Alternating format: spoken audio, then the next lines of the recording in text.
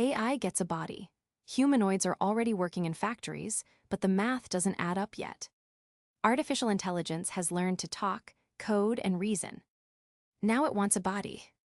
After BMW's pilot with Figure, Optimus's delays, and a wave of $5,000 Chinese humanoids, we analyze what is demonstrated capability, what is marketing, and what is still missing: data, reliability, and economics, for the humanoid robot to go from viral demo to factory floor.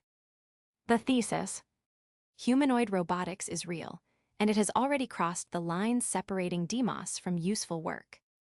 But it sits at what investment firm Bessemer Venture Partners calls robotics, GPT-2.5 moment. The capability exists and is scaling, yet a wide gap remains to the 99.9% reliability a production line demands. Our thesis: the question is no longer whether humanoids will work, but when they will pay for themselves, who will set the price, and what data will train them. Today the answers are split. The United States leads on the brain, China leads on the body. What is already real? Facts first, promises second. Fact: BMW has completed the industry's most serious pilot at its Spartanburg plant, USA, with the Figure 2 robot. The numbers come from BMW itself. 1,250 operating hours, more than 90,000 parts moved, and 10-hour shifts over 10 months placing sheet metal on the welding line. BMW highlights something crucial: motions trained in the lab transferred to stable shift operation faster than expected. Industry outlets add that around 40 units of the new Figure 3 are now deployed there, and BMW starts a second pilot this summer in Leipzig, Germany, with robots in battery assembly. Promise: Tesla. As of July 23, 2026, formal Optimus production at Fremont has not started, per the company's own shareholder letter, which anticipates it later this year. Elon Musk has called it the hardest product to scale manufacturing that we've ever made. The hundreds of Optimus units in Tesla's factories today aren't producing. They are collecting training data. That distance between BMW and Tesla is, in miniature, the distance between demo and industry. A brain hungry for data. The big unlock of the past 2 years isn't mechanical, it's software. So-called robotics foundation models, VLA networks, short for vision language action. They see a scene, understand an instruction, and directly generate the robot's movements, have done for machines what GPT did for text. NVIDIA GR00T, Google DeepMind Gemini Robotics, and the startup Physical Intelligence Pi 5 compete with different architectures but reach the same conclusion: more data, more dexterity. NVIDIA claims to have found the first scaling law for robotic dexterity. Going from 1,000 to 20,000 hours of first-person human video more than doubles task completion rates. The problem is the reservoir. Language models trained on the entire internet. For physical manipulation, no equivalent internet exists. Berkeley roboticist Ken Goldberg speaks of a 100,000-year data gap between what text models know and what a hand needs to fold fabric or plug in a connector. That is today's true bottleneck. Not the motors, the data. China sets the price. While the West refines brains, China industrializes bodies.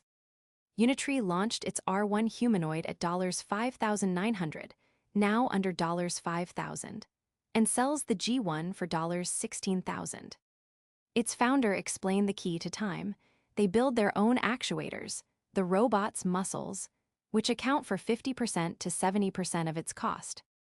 UpTech logged more than 13,300 orders for its new U1 on launch day, starting at around $17,700. Agibot says it has passed 15,000 robots produced, and a factory in Guangdong can now make 10,000 humanoids a year, according to Interesting Engineering.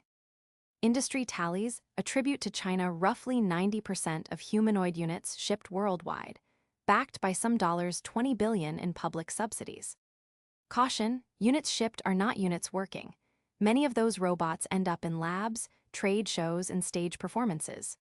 But the underlying signal is unmistakable, and it's the same one we saw with open-weight AI models.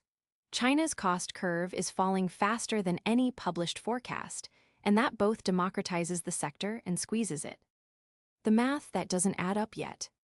Goldman Sachs calculates that the cost of manufacturing a humanoid fell 40% between 2023 and 2024 alone, far ahead of the 15–20% it expected, and projects 50,010,000 units shipped in 2026 and a $38 billion market by 2035.